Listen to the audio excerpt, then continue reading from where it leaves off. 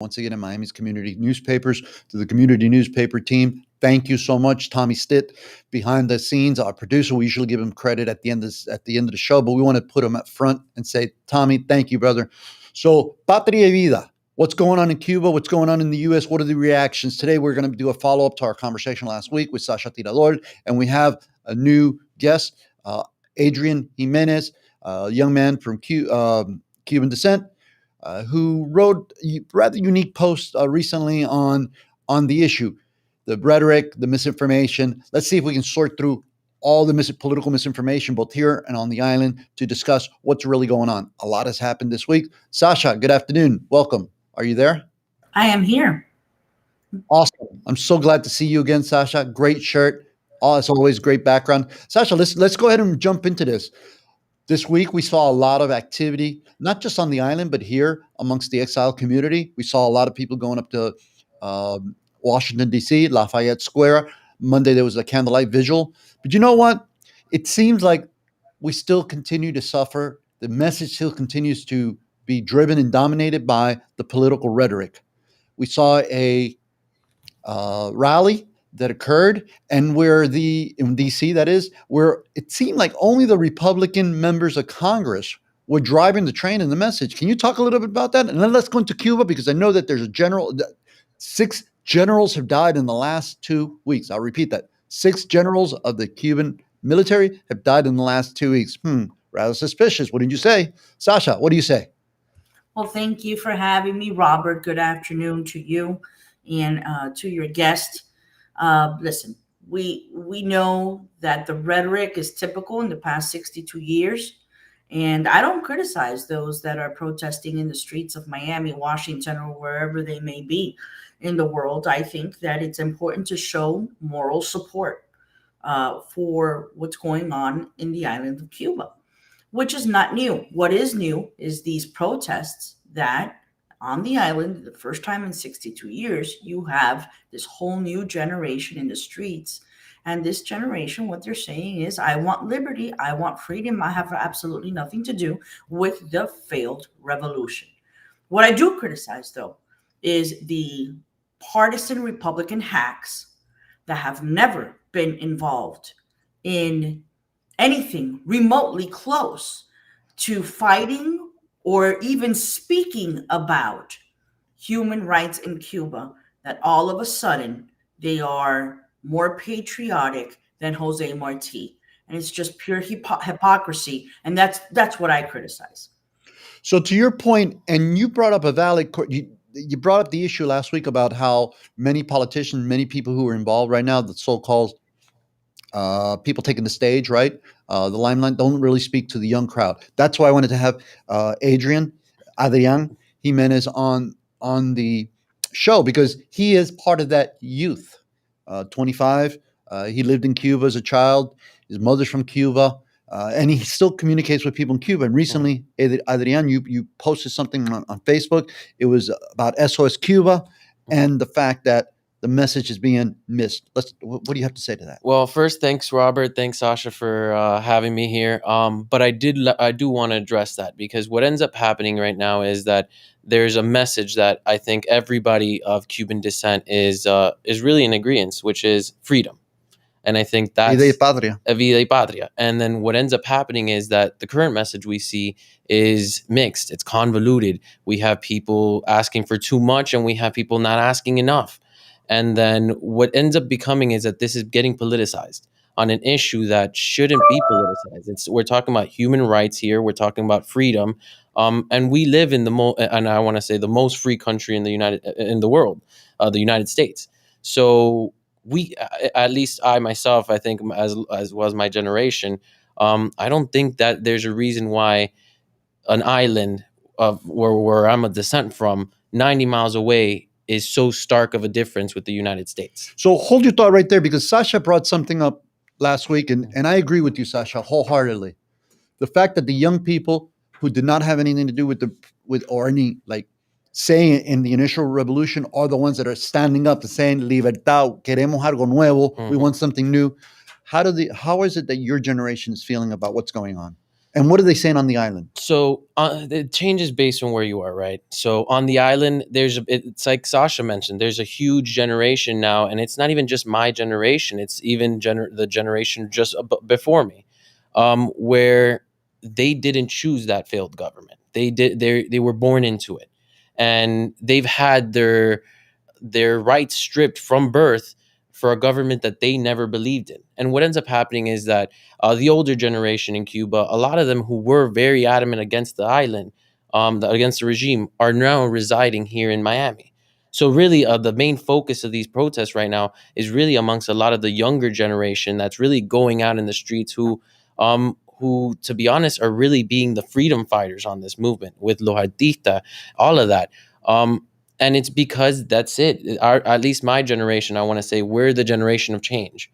We've seen what failed systems have done in the past, and we are a result of that.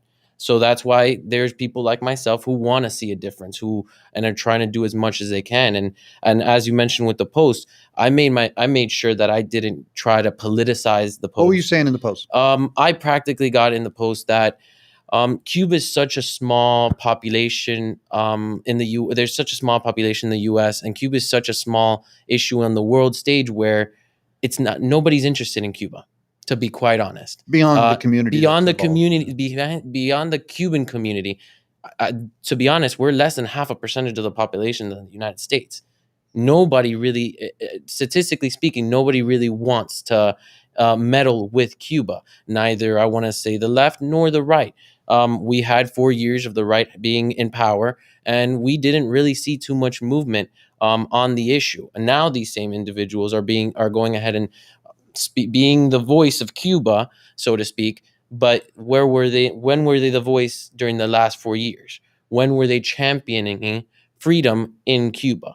And then now we have the left, which in my mind is sadly focusing too much on the sanctions and the embargo, when in reality is that doesn't play too much regarding on the freedom side of the Cuban people. You can lift the embargo in seconds, and freedom is not going to reach Cuba. Yeah, let's talk about that, Sasha. So we agree, right? I think we said it last time. Cuba is a small blip when it comes to global politics and global issues, but yet I must say the Cubans have made a lot of noise in Washington, D.C., and they're making a lot of noise right now, the exile community, about what's happening. But what do you have to say about this topic? Because I know we can go on for hours on this. Please, I want to hear what you have to say in response to what Adrian just mentioned. Listen, I agree to a certain point. I, for one, am in favor of lifting the embargo. But I understand and know enough about the Cuban cause to say that this is not the time to have that debate or that conversation, because the liberties, the lack of liberty inside the island of Cuba has absolutely nothing to do with the U.S. embargo. So whoever wants to have that conversation, whoever wants to have that conversation now is completely lost in translation as to what is going on at this very moment and what are the causes of what's of the whole scenario that we have in the streets of the island right now. Number one. Number two, yes, we're a very small population, but we are a very powerful one because we have elected officials of Cuban descent that hold federal office. And you know what? We weren't the first Hispanics to get here, but by and large, we are the most powerful. And I will not, as a Cuban American, apologize for that to other communities. Okay? Now, granted, they are not we can sit here and agree and disagree with both our Republican and Democrat Cuban Americans that hold federal office, but at the end of the day, they hold that office. Now, you can go ahead and figure out why. Well, Cuban Americans get here and the following generation already becomes attorneys and engineers and elected officials. We're not going to apologize for that. And I hear a lot of, besides the infighting in the Cuban American community, I hear other communities that, with the excuse of not supporting us because we don't want to talk about lifting the embargo right now, they kind of hold it against us that even though we are a small population when compared to other Hispanics in the United States, that we want all the attention. No, we want the attention, because it is our family members and our friends that are suffering on the island. And two, we do not have to apologize for being successful.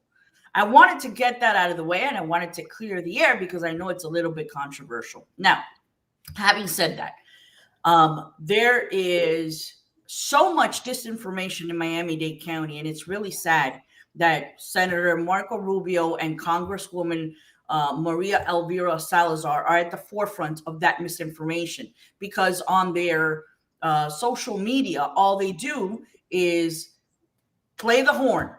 Biden's not doing enough. Biden is a leftist. These socialist forces, listen, Biden is as much a socialist as I am an astronaut. Okay? That is not the case. I like that. Lie.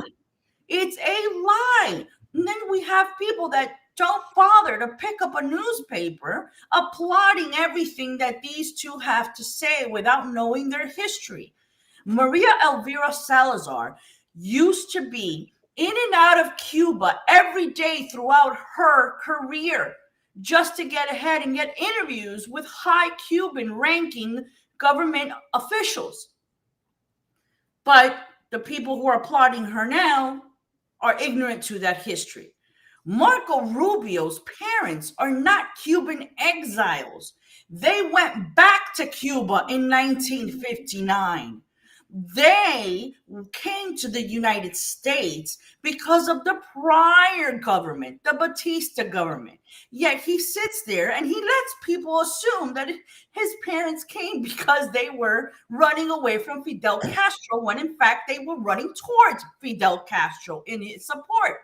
Now that they changed their mind later, yes, everybody's entitled to change their mind. As a matter of fact, I don't know anybody from that generation that wasn't either for or against, and the majority was for in support of the Cuban Revolution. The Cuban Revolution did not happen without the support of the people. Yet I will pay you $1 for every time that you can find me a Cuban in Miami that admits to having been supportive of the Cuban Revolution at one point. So I think that the majority of the damage is the hypocrisy. And I agree with what Adrian said. The right is asking for too much. The left is asking for too little. And the majority of us, which are in the center of this situation, looking towards the right, knowing that it is a ridiculous claim to ask for military intervention, and looking towards the left and say, what, you want to talk about the embargo now? Are you nuts? This is not the time. That has nothing to do with the price of rice in China. So we are left without a voice. That is so true. And you know, like I was listening to the Congresswoman, and I'm going to make it very, very clear. We invite the Congresswoman this afternoon. I will send a request to the Congresswoman's office, as I will send to the U.S. Senator Michael Rubio and even Rick Scott, our two U.S. senators, invites for them to be here, as well as, heck, what the hell? Let's send it to all the members of the delegation, right? Let's have this conversation, because if we're going to have open and transparent conversation, we're going to have progress. We need to speak and have some dialogue. So the invite is there. We're saying it on tape. We will then forward a request, a formal request. But having said that, so I saw the Congresswoman Salazar on the floor, the House, calling on the measures that have been called upon by her colleagues, mainly the R's. But you know what? We keep saying R&D, but let's talk about what's going on in Cuba. No conversations being really, really focused around what can we exactly do, what is within our powers right now to accomplish and to meet change in Cuba. We know we had the the Director General of the U.S. Affairs from Cuba come on national TV, ABC TV, I believe it was, and say, he reminded me of, what was that guy at the end of the Iraqi, as the U.S. was invading Iraq, as they were coming into Tehran. I'm sorry, not Tehran, but they were coming into Baghdad, and he was saying that's not the Americans. So what he was saying on TV was, you have not seen anyone arrested for anything less than crimes that they committed against property, people, or the government. He says that due process is being provided. He says that people are not being arrested for shouting and wanting liberty. What do you say to that? It's a joke. Let's be real. They might not be getting instantly arrested during the protest, but guess what? They're getting picked up and snatched in the middle of the night, in the middle of the afternoon. Let's remember how these towns are really set up. So there's a regime empathizer practically in every town, and the moment you state anything, the moment you pop up on any of these videos, guess what? They're gonna go to their town snitch and ask them who participated in this event.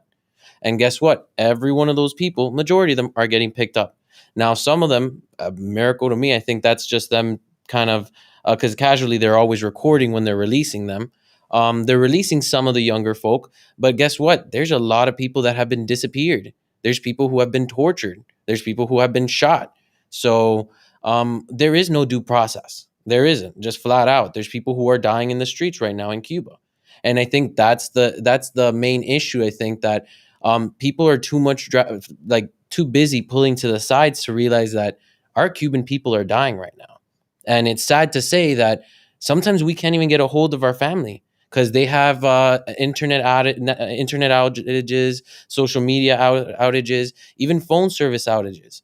They're making sure that the people here in the U.S. are as least informed as possible, and that's how we were saying earlier. How we at least start doing some action to improve the situation. I think internet needed to be in Cuba last week.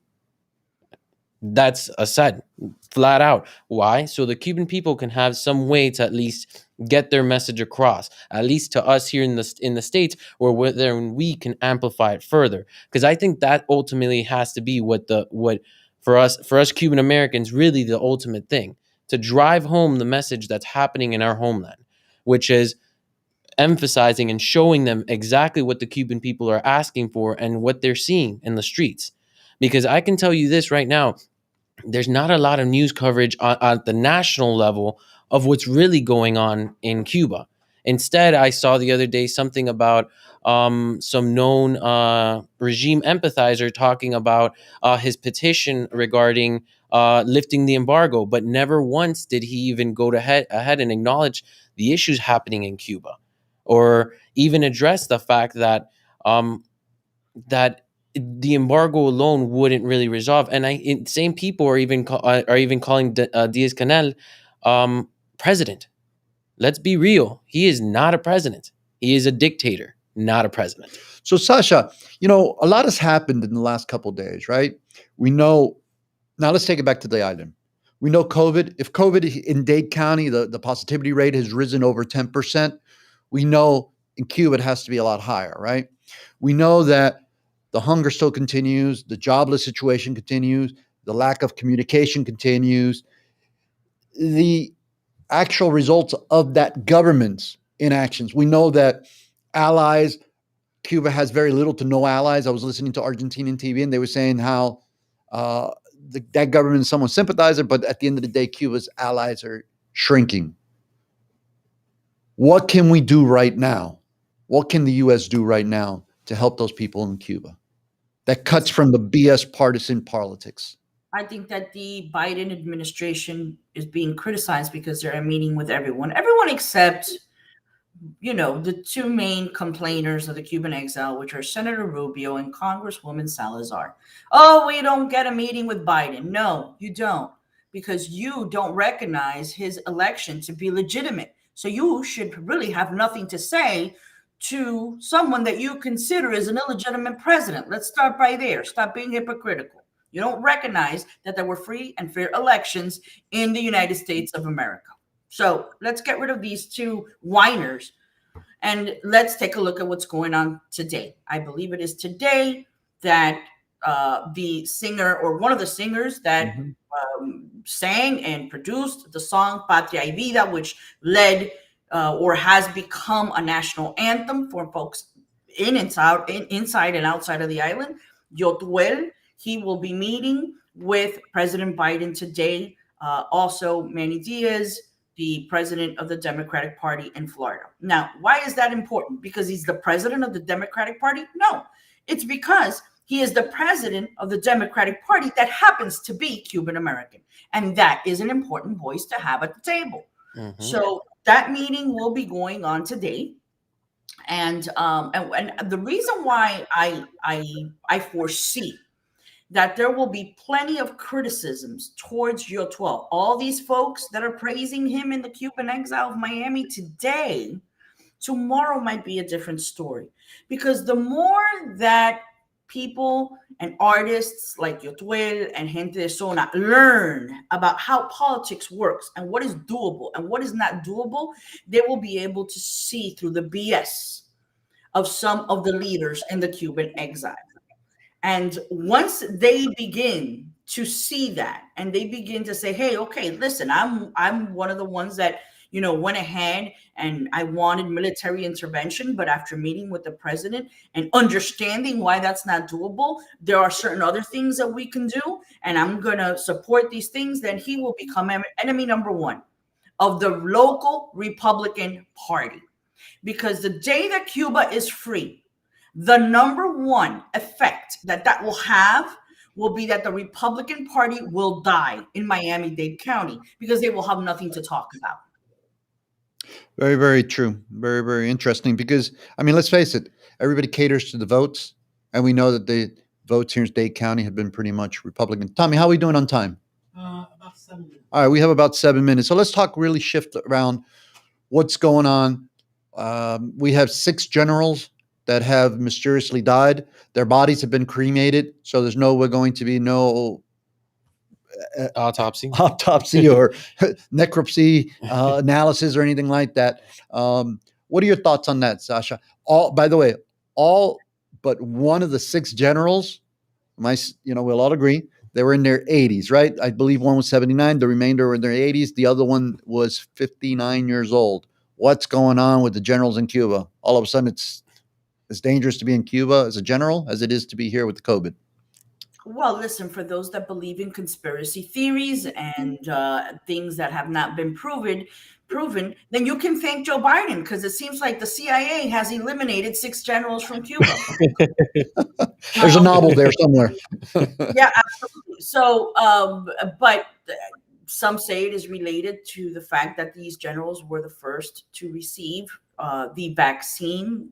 We know that Cuba has announced they have 2 vaccines for COVID.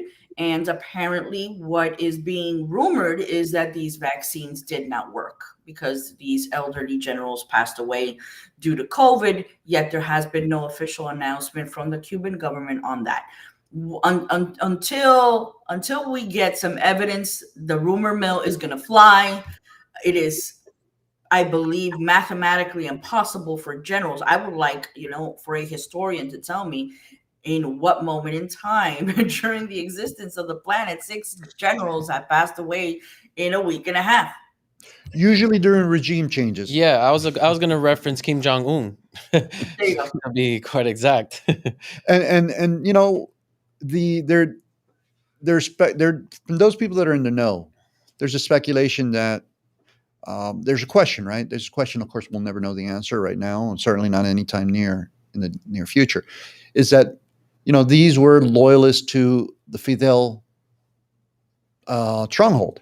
And now they might be asking questions about Canel, who, for all intentional purposes, can be considered a dictator who's losing power, because whenever the majority of his people come out to the streets, and it is a majority that's coming out to the streets, and they're protesting, they want change, that is a failed leader. So there might be a fight within.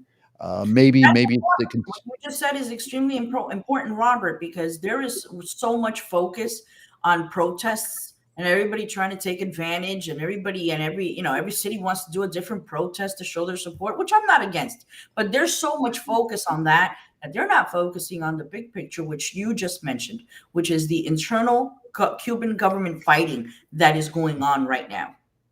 And who's behind that, right? So the U.S. has had a history of participating in those activities. There's overt versus covert. Yeah. And like we spoke about last week, we know that there's certainly a lot of covert activity going on. Can't imagine the covert activity. We really don't want to talk about that because we don't want to jeopardize. We don't want to exactly, and we don't want to jeopardize our own interests, because it is to our interests. I don't care who stands otherwise. I believe wholeheartedly, and I think we can agree. Yep. It is to our interest for Cuba to be liberated. They Yes. deserve their liberation, but it is Cuban people that deserve their liberation. Mm. Any last words, parting words, Adrian, before we Um, turn it over to our great guest, Sasha? I just want to kind of reiterate the fact that at the end of the day, we just need to focus on the Cuban voice, and let's not let these loud voices on the left and the right dictate what we want to happen. I see too many people trying to get people to co-sign their ideas, their policies, but at the end of the day, we Cubans. We don't agree on much. To be honest, I think if you put two Cubans in a room, everybody will disagree on 1,000 things, but one thing we can all agree on is that Cuba deserves to be free. So I think that's the ultimate message that we all have to take from this, which is let's just highlight the voices of Cuba, those people dying in the streets, suffering for their freedom. It's something so basic as freedom. And I think it's sometimes lost in the United States because people don't know what it is to have to live with your eyes behind your head, that you can't even say how you feel without you possibly disappearing in the middle of the night, without you possibly being tortured or even worse, killed because you disagree with your government. And I think sometimes that the same people who kind of complain a lot about Biden, complain a lot about Trump, don't realize that Cuba has had their own Biden and Trump for 62 years, and they have not been able to really get out from that. They don't have the ability to go out and vote to change that. And I think that's what we as Cuban Americans need to make sure that our elected officials, the people who are supposedly representing us, really kind of at the end of the day go home and take and really push that message, because they don't have a way to change their system. They have Yet, to live in it. yet it is 90 miles away from the shores of Key West. Sasha, Mhm. what's the last word? I think it's really sad. And the reality is that in Miami Dade County, the Cuba issue is the same as the immigration issue at the national level, which is neither party would like to resolve it because then it stops becoming a campaign issue. And Mhm. unfortunately, that's the reality in Miami Dade County. It's a campaign issue. And the second that we are smart enough as a community and as a people to get rid of that and not make it a campaign issue and stop voting for people depending on their position on Cuba, and we take that power away from the elected officials, then we can have serious progress inside the island. Well, we'll have to end it here because we're coming to the end of our show. Guys, it's really important for you to drop us a line. We're here at Miami's Community Newspapers. Again, to the Grant, Michael Miller, and the Community News team, Tommy Stiff, behind the scenes, our producer. Thank you. Look forward to hearing from you. But please drop us a line and let us know what you're thinking. This is really important. This is our issue that we're living right now, and we have a say in it. Thank you all.